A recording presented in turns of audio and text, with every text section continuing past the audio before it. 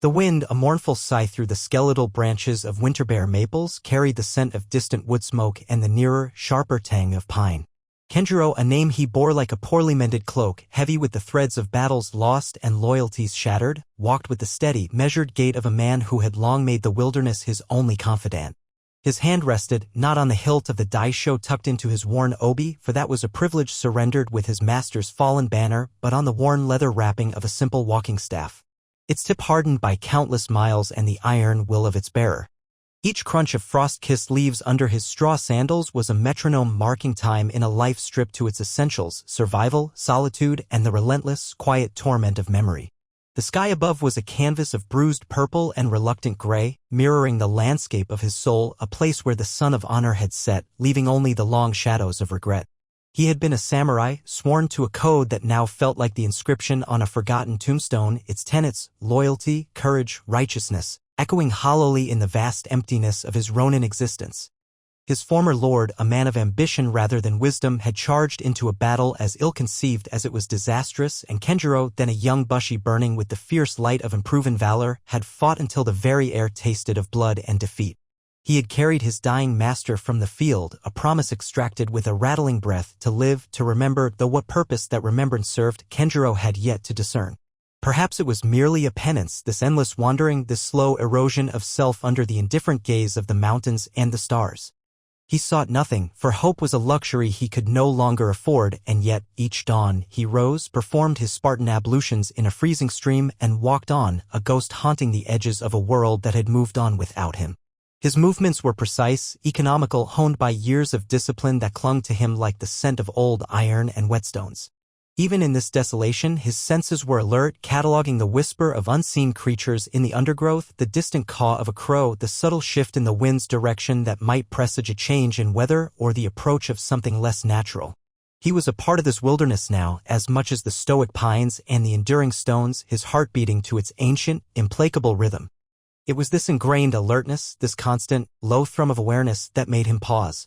Not a sound of immediate danger, no snap of a twig under a careless foot, but a dissonance, a faint, almost imperceptible current of distress rippling through the otherwise stoic silence of the forest.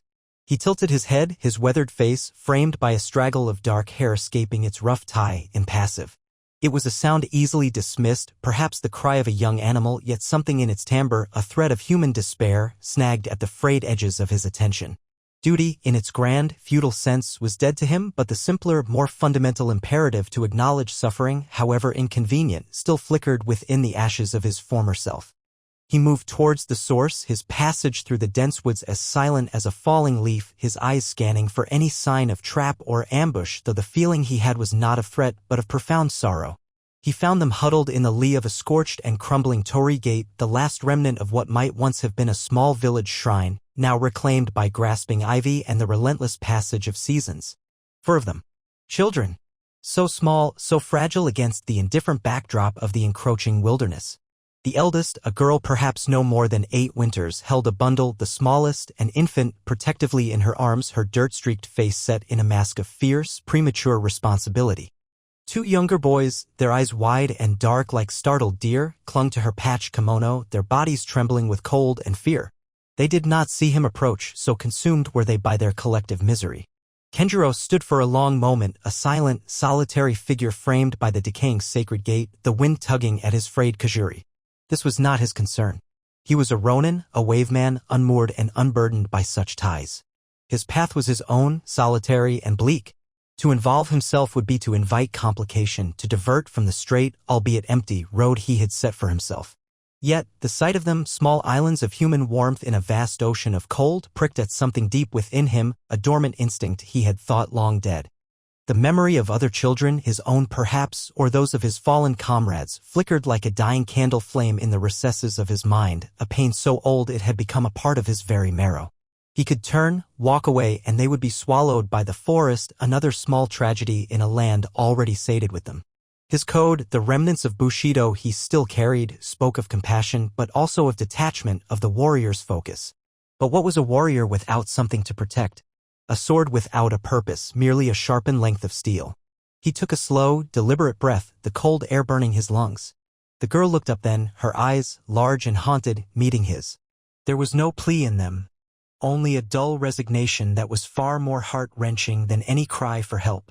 It was the look of one who had already seen too much of the world's cruelty. Kenjiro's stern features remained unchanged, but a decision, heavy and unwelcome, settled upon him. He could not leave them. It was not a choice born of heroism, but of a weary, almost reluctant adherence to a fundamental human decency that even his hardened heart could not entirely extinguish. He unslung the small pack from his back, which contained little more than a few dried rations and a whetstone. He approached slowly so as not to startle them further. The boys flinched, but the girl held her ground, her small chin set defiantly. "Kawait iru ka?" he asked, his voice rough from disuse, the formal words feeling strange on his tongue after so long. "Are you thirsty?" The girl merely stared, her eyes flickering towards the infant in her arms whose faint, whimpering cries were barely audible. Kenjiro scanned the immediate area. The ground was parched, the nearby stream he had crossed miles back was too distant. He had a little water left in his bamboo flask, but not enough for 4, not for long. He remembered this stretch of forest, it was notoriously dry. He was about to offer his meager supply when the eldest boy, the one with eyes that seemed to see too much, pointed a trembling finger towards a hollow at the base of an ancient, gnarled cedar tree a few paces away. Kenjiro had surveyed the spot upon his arrival. It had been dry, filled with nothing but decaying leaves and a scattering of stones. He had noted its unsuitability for shelter or resources. Now, however, from the hollow, a small, clear trickle of water was seeping, forming a tiny, pristine puddle on the dark earth. It was not a spring he had overlooked, he was certain of it. The ground around it was damp, as if it had just begun to flow. He frowned, a crease forming between his brows. Had he been so unobservant? Unlikely. He knelt, dipped a finger into the water.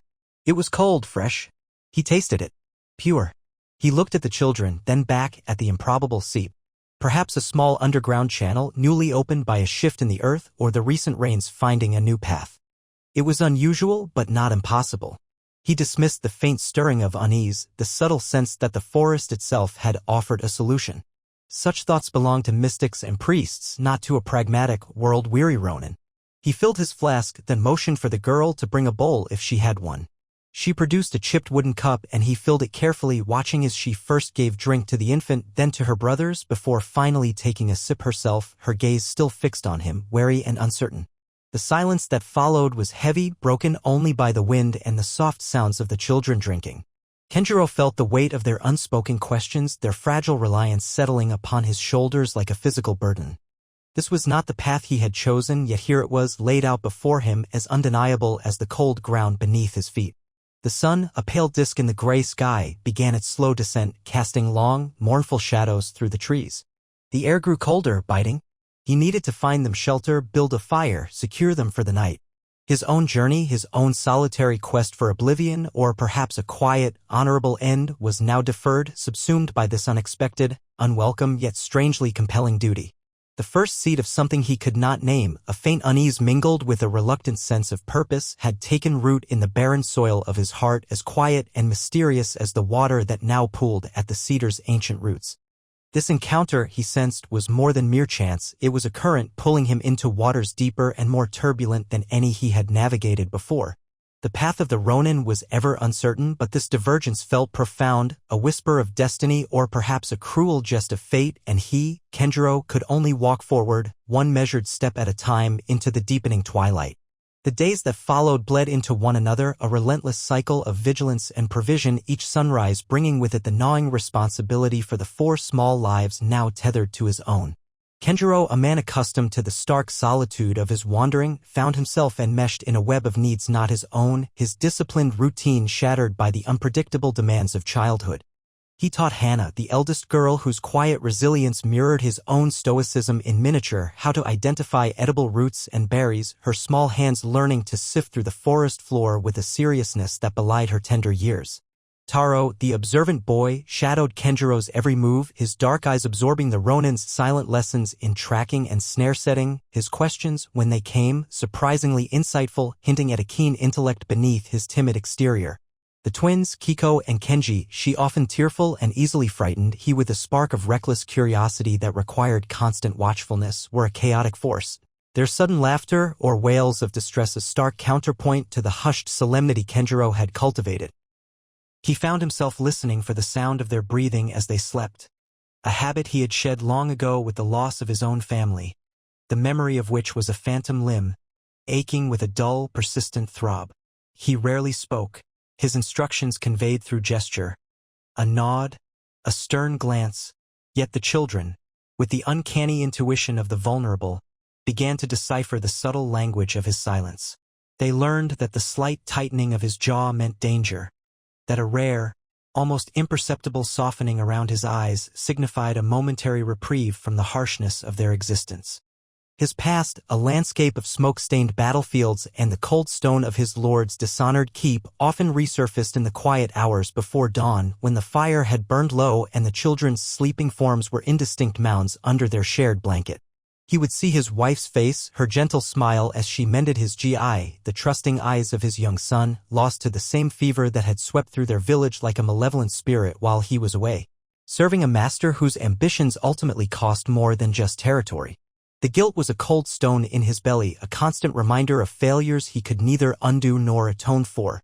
Bushido, in its purest form, demanded protection of the weak, yet he had failed those closest to him. Now, fate, in its inscrutable wisdom or perhaps its cruel mockery, had presented him with another chance, another set of fragile lives to shepherd through a perilous world. Was this a path to redemption, or merely a more elaborate form of suffering? He did not know.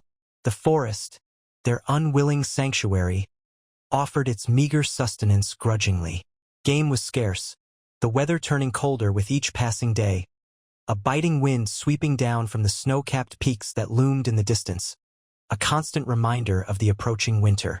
One evening, as a premature sleet began to fall, sharp and stinging, they huddled in a makeshift lean-to Kenjiro had constructed from fallen branches and packed earth.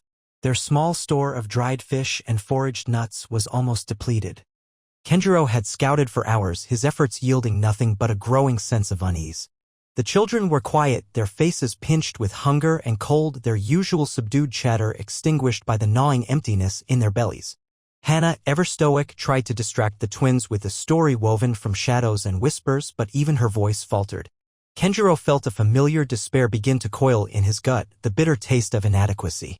He had faced death countless times on the battlefield, met it with a warrior's calm acceptance, but the thought of these children succumbing to starvation under his care was a torment of a different order, a shame that cut deeper than any blade. He tightened his grip on his staff, his knuckles white. He would go out again, venture further, risk the treacherous darkness and the freezing rain, for to sit and watch them fade was unthinkable. As he prepared to rise, a faint scratching sound came from just outside the lean-to. Kenjiro tensed, his hand instinctively moving towards his swords, his senses instantly alert. Bandits? A scavenging wolf? The sound came again, a rustling, then a soft thud. He motioned for the children to remain silent, his eyes narrowed, peering into the gloom. He eased himself out of the shelter, the cold instantly biting through his thin clothing. There, at the edge of the clearing, half hidden by the swirling sleet, stood a young doe, its large, dark eyes fixed on him. It was not fear he saw in its gaze, but a strange, unnerving placidity. And then, with a slow, almost deliberate movement, it stumbled, its legs seeming to buckle beneath it, and collapsed onto the snow-dusted ground. It lay still. Kenjiro approached cautiously, his katana now drawn, its polished surface reflecting the bleak twilight. There were no visible wounds, no sign of pursuit by predators. It was as if the creature had simply given up. He knelt beside it, placing a hand on its flank. Its fur was still warm, but the life was ebbing quickly. He dispatched it with a swift, clean cut, a prayer of thanks and apology forming unspoken on his lips. It was a gift, an almost impossible bounty in this barren landscape, especially under such conditions. Enough meat to sustain them for days, perhaps even weeks if preserved correctly. He looked around, scanning the silent, sleet-shrouded trees. There was nothing, no sign of what might have caused the deer's demise. He had seen animals behave strangely before, but this felt different, imbued with an almost deliberate quality that unsettled him. He dragged the carcass back to the lean-to, the children's eyes widening in disbelief, then shining with a desperate hope. As he began to butcher the deer, the sleet gradually subsided and a sliver of moon broke through the clouds, casting an ethereal glow on the scene. Hana helped him, her small hands surprisingly deft, her earlier weariness replaced by a focused determination. Taro watched, his usual silence deepened by a kind of awe. Even the twins seemed to sense the shift, their earlier whimpers replaced by a hushed anticipation. Later, as the aroma of roasting venison filled their small shelter, chasing away the chill and the despair, Kenjiro found himself observing the children. They ate with a quiet gratitude, their faces illuminated by the flickering firelight, softened by contentment. They did not question the miracle of the deer. To their innocent minds, perhaps, the world was still a place where such blessings could occur, where the forest might offer sustenance when it was most needed. Kenjiro, however, could not so easily dismiss the strangeness of it. The timely appearance of the water source, now this. Coincidence? Perhaps. But the Ronin, trained to see patterns, to anticipate, to understand the cause and effect of the battlefield, felt a growing disquiet. These were not events he could control or predict. They lay outside the realm of his experience, beyond the logic of swordplay and strategy. He felt a growing, unwanted bond with these children, their vulnerability a constant pull on his hardened heart. Yet, this bond was intertwined with an unease, a sense of being touched by forces he did not comprehend. Was he merely a fortunate wanderer, or was there something else at play, something centered around these orphans he had so reluctantly taken under his wing? The thought was a sliver of ice in his mind. He was a man of steel and discipline, his world governed by the tangible, by the strength of his arm and the sharpness of his blade. These unexplained boons, these whispers of the uncanny, were like cracks appearing in the carefully constructed fortress of his stoicism. He pushed the thoughts away, focusing on the immediate task of survival, on the warmth of the fire, on the sight of the children, for now safe and fed. But as he lay down to rest, the wind outside picking up again, its mournful howl like the cry of a searching spirit, he knew that the questions would return, more insistent, more troubling, with each new, inexplicable kindness the wilderness, or something within it, chose to bestow upon them. His path had become a riddle, and he, the unwilling protector, was walking deeper into its mystery, the weight of not just 4 lives, but of an unfolding enigma settling ever more heavily upon him. The simple act of survival was becoming a profound and unsettling spiritual trial. The respite granted by the unexpected gift of the deer was short-lived, for the wilderness was a fickle benefactor, its moments of generosity often followed by harsher trials. Kenjiro knew that their scent, the smoke from their fires, however carefully managed, would eventually draw unwanted attention. He had seen signs, broken twigs not of his making, the faint, almost erased print of a shod foot in a patch of damp earth, the distant, chilling sound of a hunting horn where no honest hunter would venture. Bandits, or perhaps the remnants of a defeated clan's soldiers turned to brigandage, infested these mountains like a persistent plague, preying on the weak and the unwary. He pushed the children onward, seeking deeper, more defensible terrain, his senses stretched taut, every shadow a potential threat, every rustle of leaves a possible enemy. The children, sensing his heightened tension, moved with a new urgency, their earlier, tentative explorations of their surroundings curtailed by an unspoken fear. Hannah, in particular, seemed to absorb his anxieties, her young face often clouded with a worry that mirrored his own. It was during one of these forced marches, as they navigated a narrow, rock-strewn ravine, that the shadows solidified into tangible menace. 3 figures emerged from the dense thicket ahead, blocking their path, their faces hard, their eyes glinting with avarice. They were rough men clad in mismatched armor and ragged clothing, armed with spears and chipped swords, scavengers, human wolves. Kenjiro gently pushed the children behind him, his hand instantly finding the hilt of his katana. The worn silk felt familiar, reassuring, an extension of his own will. "Tozembo ka?" he said, his voice low and steady, though a cold fury was kindling within him. "A highway robbery?" He knew it was more. These men were not mere opportunists. Their eyes lingered on the children, a predatory gleam that turned his blood to ice. The largest of the bandits, a scarred brute with a leering grin, spat on the ground. "The little ones will fetch a price, or provide amusement," he sneered, his gaze flicking dismissively over Kenjiro. "The old man, he's just gristle. Hand them over, and we might let you walk away with your skin." Kenjiro did not reply with words. His answer was the whisper of steel as his blade cleared its saya, the polished metal catching the sliver of sunlight that pierced the ravine's gloom. The movement was fluid, economical, a lifetime of training compressed into a single, lethal instant. The air crackled with sudden, deadly intent. The bandits, surprised by his swiftness and the undeniable aura of a seasoned warrior that now emanated from him, hesitated for a heartbeat. It was all Kenjiro needed. He moved like a phantom, his worn sandals seeming to skim the uneven ground. The first bandit, lunging with a spear, found his weapon parried with a contemptuous ease, Kenjiro's blade flowing around the shaft to deliver a disabling cut to the man's sword arm. A howl of pain, and the spear clattered to the rocks. The second, attempting to flank him, met a defensive posture that was itself an attack, Kenjiro's body a coiled spring of deadly potential. Before the man could bring his rusted blade to bear, Kenjiro's counterstrike, a precise thrust, found a gap in his crude armor. There was no wasted motion, no flourish, only the grim efficiency of a man who understood the brutal calculus of combat. The third, the leering leader, seeing his companions fall, roared in fury and charged, his sword whistling through the air in a clumsy, powerful arc. Kenjiro met the charge not with force, but with a subtle yielding, a slight shift of his weight that caused the bandit's blade to sweep harmlessly past. Then, with a pivot and a devastating slash, it was over.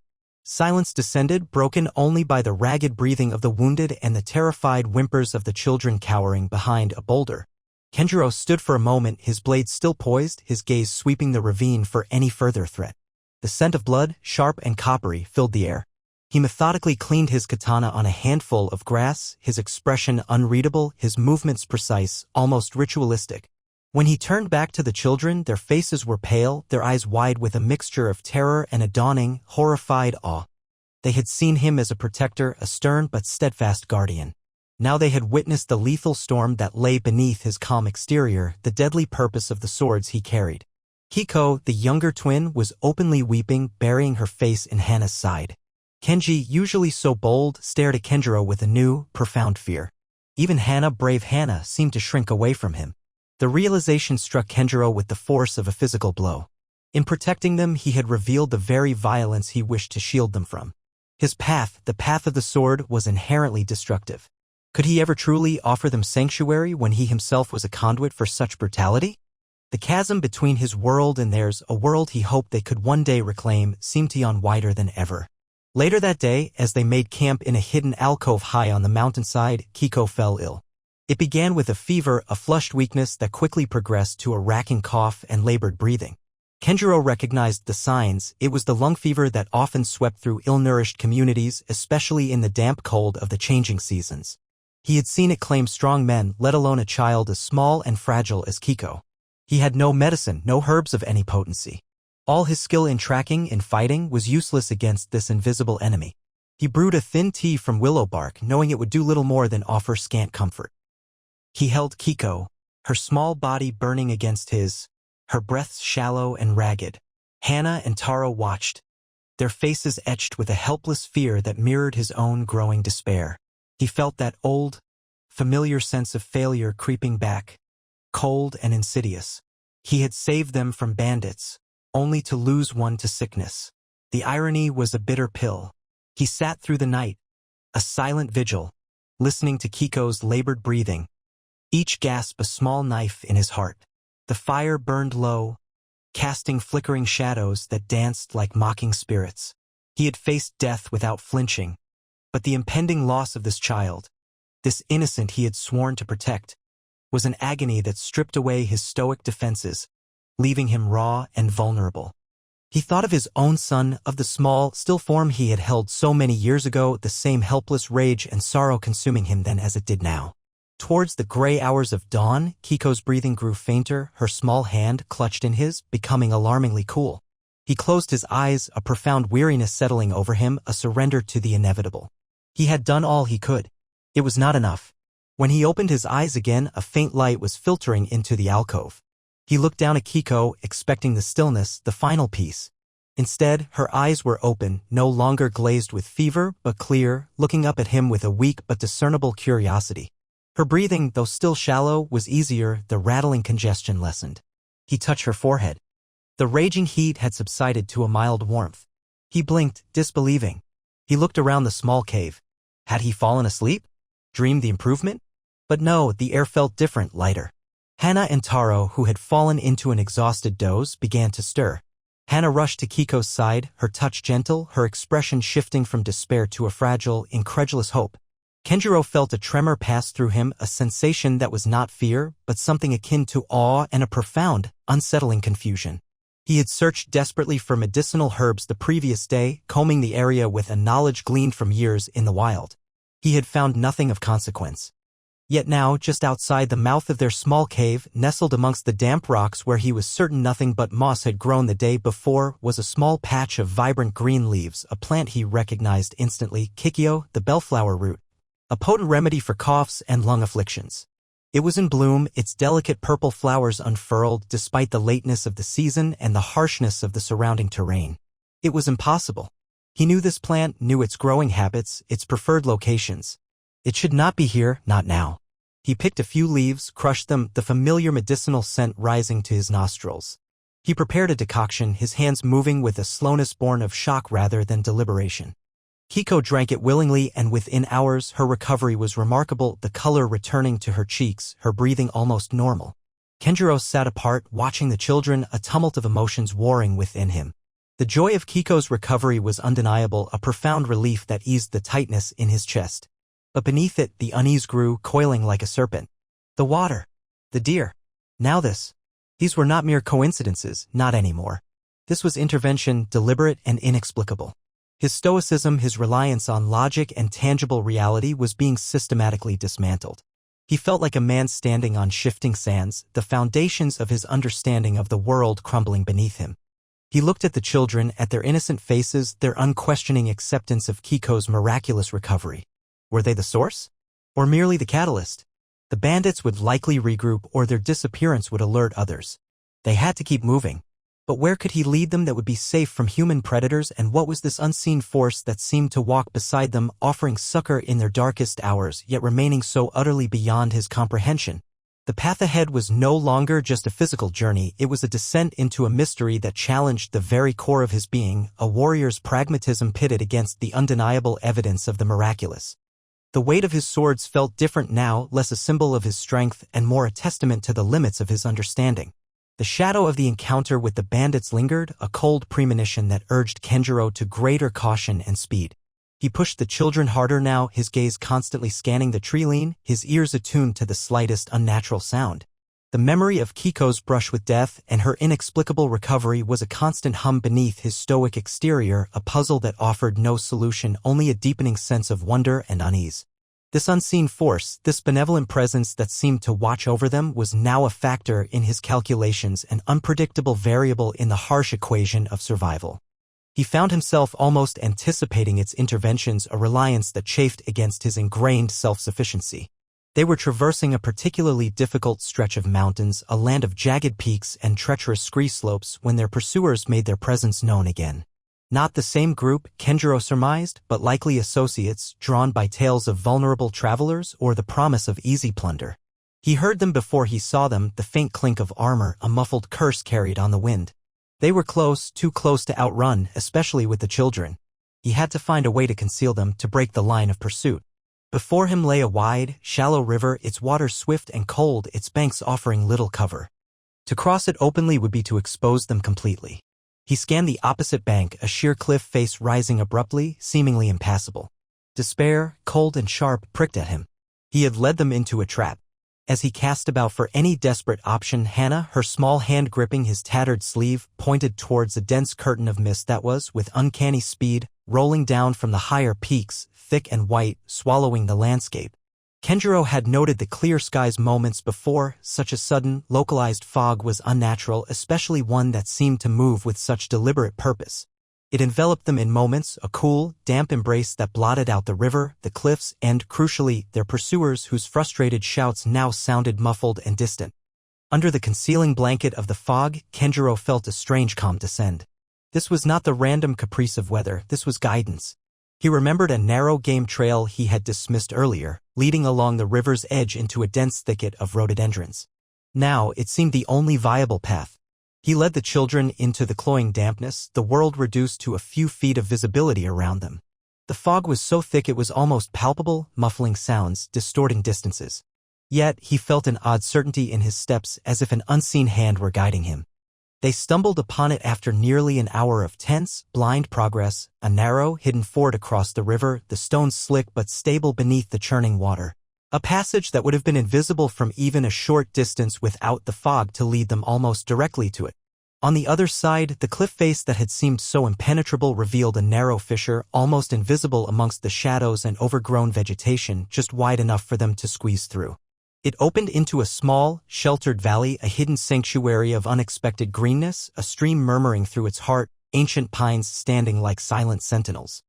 As they emerged into this haven, the fog behind them began to dissipate as quickly as it had formed, revealing the river and the opposite bank under a now clear sky. Of their pursuers, there was no sign. Kenjiro stood at the valley's entrance, looking back at the now sun-drenched landscape, a profound sense of dislocation washing over him. He had not found this place, he had been led to it. The rational part of his mind, the warrior trained in strategy and terrain, struggled to reconcile what had just happened. Fog did not behave this way. Fords did not simply appear. Cliff faces did not offer secret passages on demand. His internal conflict intensified. He, Kenjiro, the masterless samurai, a man who prided himself on his perception, his control, his unwavering grasp of reality, was being forced to confront a power that defied all logic, all experience. He was no longer the sole protector of these children, he was a participant, perhaps even a pawn, in a drama orchestrated by an unseen director. The thought was both humbling and deeply unsettling. Who or what was this force? And why these children? He looked at them, now exploring the small valley with a renewed sense of security. Hana was helping Kiko gather fallen pine cones. Taro was examining the tracks of some small animal by the stream. Kenji was attempting, with little success, to climb a small boulder.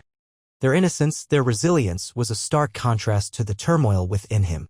He remembered a lesson from his youth, from an old monk who had sometimes visited his master's castle, a man whose eyes held the calm of deep pools. The monk had spoken of kami, of the spirits that inhabit all things, of the interconnectedness of the universe, of a harmony that could be perceived if one stilled the clamor of the ego. Kenjiro had dismissed it then as the ramblings of an old man, his mind focused on the tangible realities of sword forms and battlefield tactics. Now, those words echoed in his memory with a new, disquieting resonance. Could it be? Could the very mountains, the streams, the wind itself, be acting to protect these orphans? The idea was alien to his warrior's creed, which emphasized human strength, human will, human honor. Yet, the evidence was irrefutable. He found a small, dry cave at the base of one of the cliffs, easily defensible, with a clear view of the valley entrance. As he established a modest camp, a sense of peace, however fragile, began to settle over him. This valley felt different, imbued with a palpable stillness, a sense of sanctuary that was more than just physical remoteness. Days turned into weeks in their hidden valley. Kenjiro taught the children more survival skills, but his instruction was subtly different now, infused with a new respect for the environment that sustained them. He showed them not just how to take, but how to observe, how to listen to the whispers of the wind, the language of the trees. He found himself spending more time in quiet contemplation, not the tormented brooding of his past, but a more focused, questioning stillness. He would sit for hours, watching the play of light and shadow, the flight of birds, the slow, inexorable growth of moss on stone, searching for a sign, a clue to the nature of the mystery that enveloped them. One evening, as the stars emerged, brilliant and cold in the clear mountain sky, he heard the faint, melodic sound of a flute. It was distant, ethereal, seeming to drift on the night air from some unseen source. The children heard it too, their play ceasing as they listened, their faces tilted upwards, rapt. The melody was simple, hauntingly beautiful, imbued with a profound sense of peace and longing. It spoke of ancient things, of sorrows endured and transcended. Kenjiro felt a strange stirring in his soul, a resonance with the music that transcended thought. It was as if the valley itself were singing to them. The antagonists he knew were still out there. Such men did not give up easily. This sanctuary, however miraculous, might not be permanent. He had to prepare for the possibility of another confrontation, a final stand perhaps, to ensure the children's lasting safety. But the nature of that preparation was changing. It was no longer just about sharpening his blade or choosing his ground. It was about understanding this new dimension to their struggle, about aligning himself, if possible, with this unseen ally. He began to feel less like a solitary warrior fighting against overwhelming odds and more like a guardian entrusted with a precious, inexplicable gift. The path ahead was still shrouded in uncertainty, the ultimate purpose of these miracles still hidden from him. But Kenjiro was beginning to learn a new kind of vigilance of the spirit as he walked the unseen path laid out before him, the echo of a flute a reminder of the profound and silent powers that shaped their world. The The choice that loomed was no longer simply about his life or death, but about his willingness to trust, to surrender a measure of his warrior's control to a force that was teaching him the true meaning of protection, a meaning that went far beyond the edge of his sword. The hidden valley, a haven woven from mist and serendipity, offered a deceptive peace. Kenjiro knew it was a pause, not a conclusion. The men who hunted them, driven by greed or perhaps a more sinister directive from some unseen master, would not be easily deterred. He used the time to fortify their small cave, to gather resources, but more importantly to prepare himself, body and spirit, for what he increasingly felt would be an inevitable confrontation. He chose a clearing not far from their cave, a place where an ancient, massive pine stood, its branches spreading like the protective arms of a silent god, its roots gripping the earth with an age-old tenacity. Around it, weathered stones, perhaps the remnants of a forgotten shrine, lay half-buried in moss. There was a stillness here, a palpable sense of sanctity that resonated with the strange tranquility he had begun to feel since their arrival in the valley.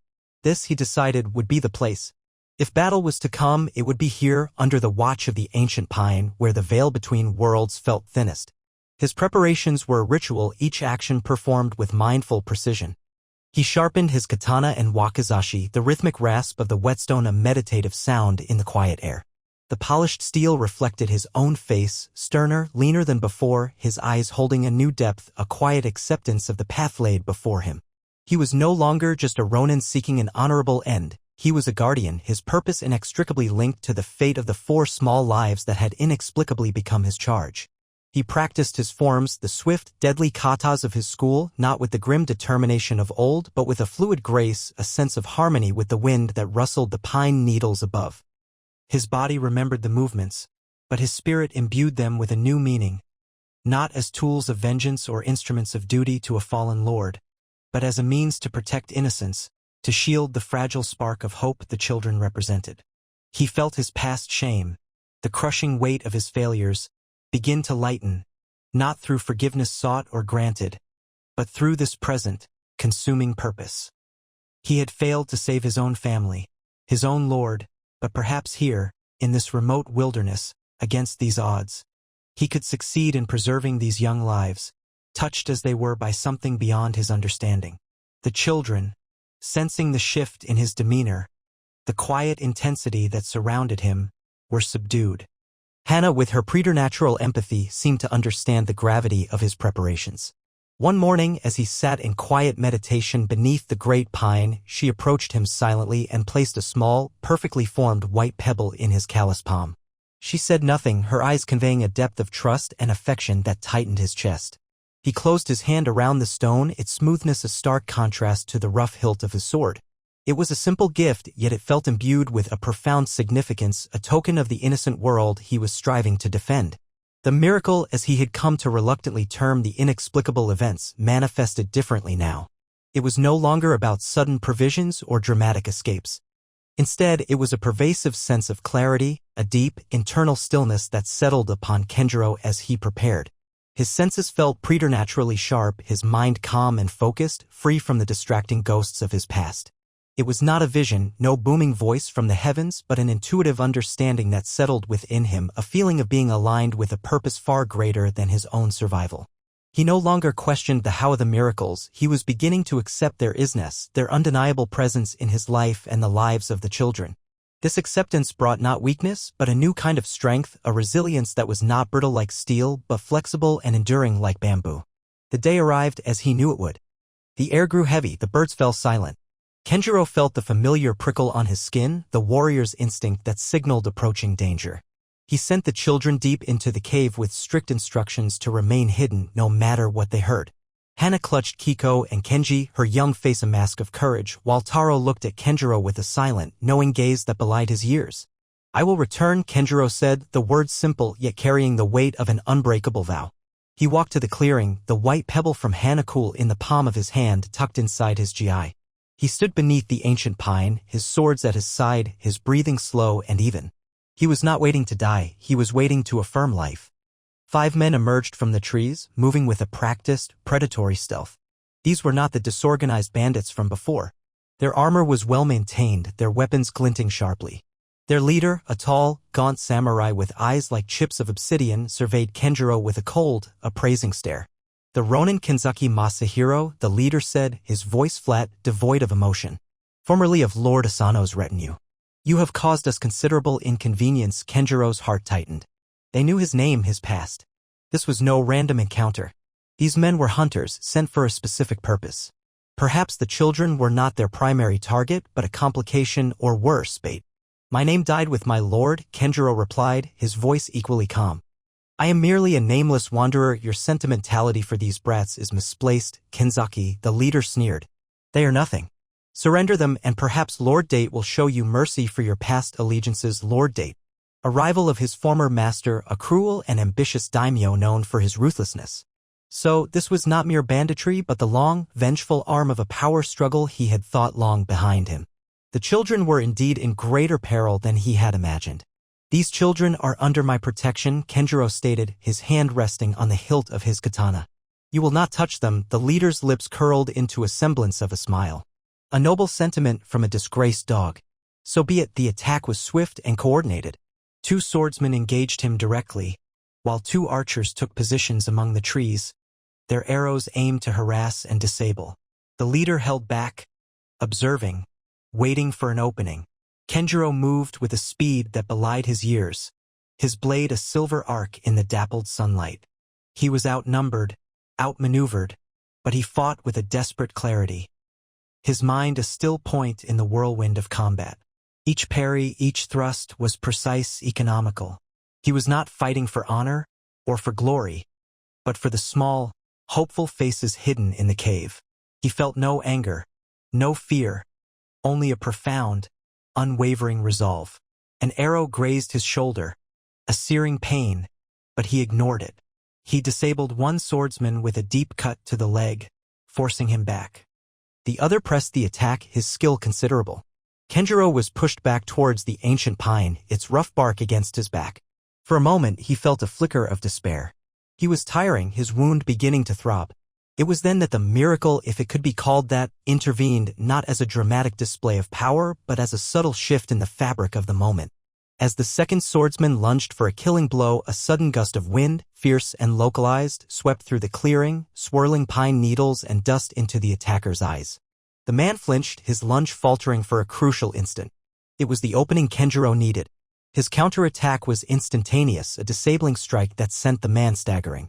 Simultaneously, from the direction of the cave, came a small, piercing cry. Kenji, the younger twin, had perhaps peeked out, his fear momentarily overcoming his obedience.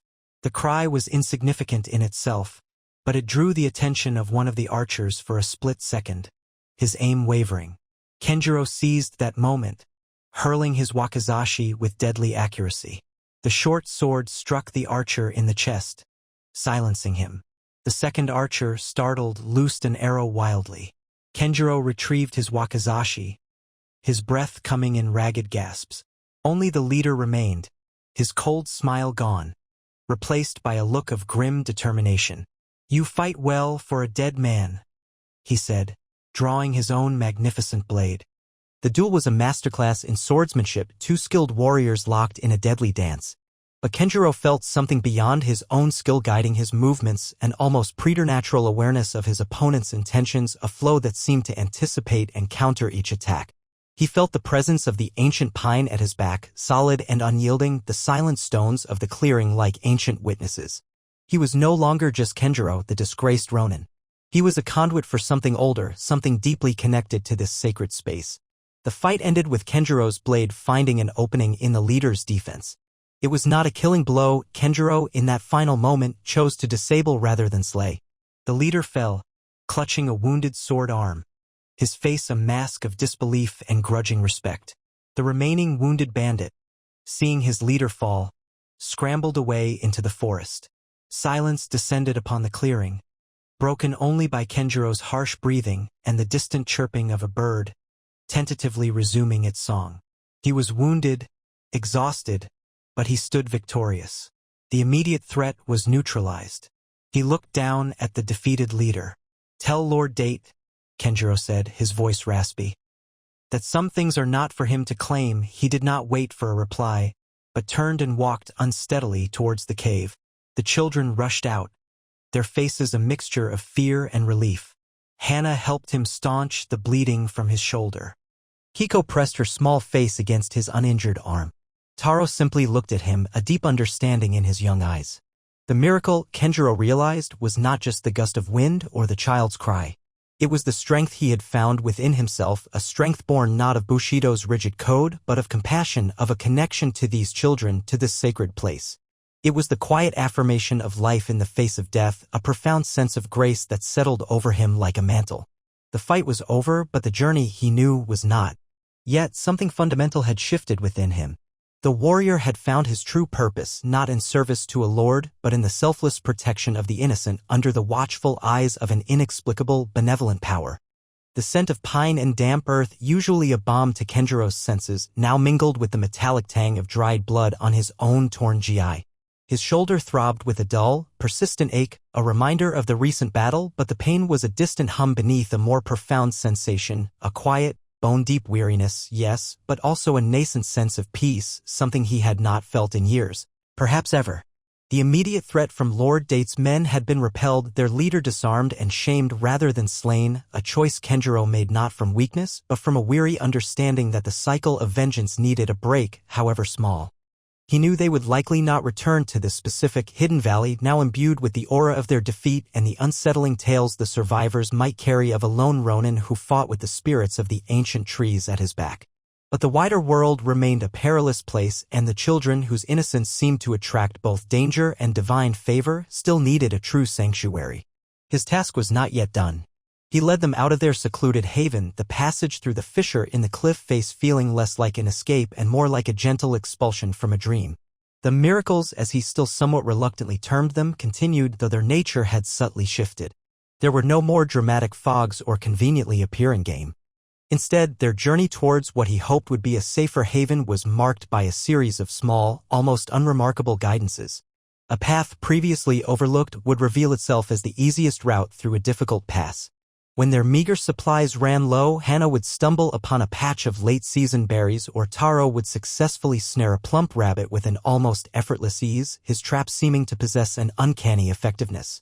Shelter, when needed, always seemed to be found, a dry overhang of rock before a sudden downpour, a small, abandoned charcoal burner's hut just as night began to fall.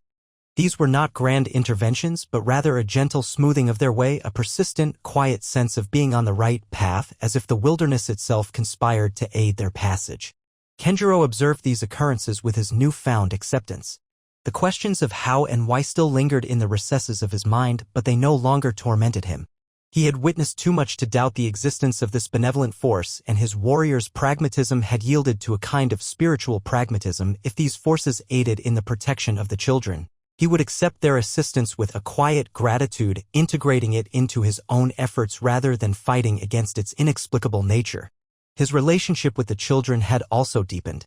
The fear they had briefly shown after witnessing his lethal skill had transformed into a profound trust, an unwavering faith in his protection that was both a heavy responsibility and a source of immense strength.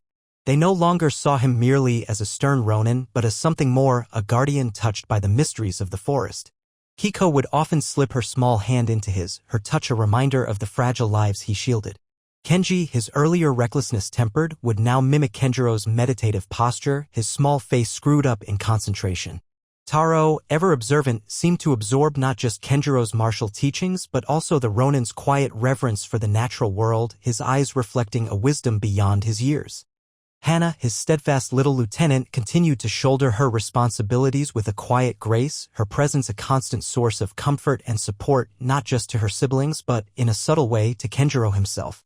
He found himself speaking more, not in long discourses, but in brief, carefully chosen words, sharing snippets of lore about the forest, teaching them the names of stars, the calls of birds. His past, once a source of unremitting guilt, began to feel less like a gaping wound and more like an old scar, still tender but no longer crippling. He could not change what had happened to his lord, to his own family. He had failed them. But here, now, with these 4 orphans, he was not failing. Each day they survived, each small moment of peace or laughter he could provide for them, was a small act of redemption, a quiet rebuilding of his shattered honor, not in the eyes of men or the tenets of a feudal code, but in the deeper court of his own conscience. After many weeks of travel, guided by this unseen hand and his own wilderness lore. They descended from the high mountains into a secluded valley where a small, peaceful monastery nestled beside a clear, flowing river. It was a place Kenjiro had heard of in his earlier wanderings, a sanctuary known for its compassion and its detachment from the world's conflicts, led by an abbot renowned for his wisdom and kindness. This, he felt, was the destination the unseen force had been leading them towards. He approached the monastery gates with the children, a sense of trepidation mingling with his hope. He was a man of violence, his swords a testament to a life lived by the blade. Would they be welcomed? Would the monks understand the extraordinary circumstances that had brought them here? The abbot, an elderly man with eyes as clear and calm as the mountain pools, received them not with suspicion, but with a gentle, knowing smile, as if he had been expecting them. He listened patiently as Kenjiro, in his terse, formal way, recounted their journey, omitting the more inexplicable details of the miracles, speaking only of his discovery of the orphans and his desire to find them a safe home. The abbot looked at the children, his gaze soft and compassionate, then back at Kenjiro. "The winds of fate blow where they will, Ronin-san," the old monk said, his voice like the rustling of dry leaves. "And sometimes they carry precious seeds to fertile ground. These children are welcome here. We will care for them." A profound relief washed over Kenjiro, so potent it almost buckled his knees. He had brought them to safety. His promise, unspoken yet deeply felt, had been fulfilled. The farewell was quiet, devoid of dramatic sentiment, yet deeply poignant. Kiko clung to him for a moment, her small arms tight around his leg. Kenji solemnly bowed, a miniature samurai. Taro met his gaze, a silent acknowledgement passing between them, a shared understanding of the journey they had undertaken. Hana, her eyes shining with unshed tears, simply said, "Arigato." Kenjiro-sama, the honorific, so rarely used by her, struck him to the core. He merely nodded, his throat too tight for words, then turned and walked away, not looking back, the sounds of the monastery gate closing behind him a gentle finality.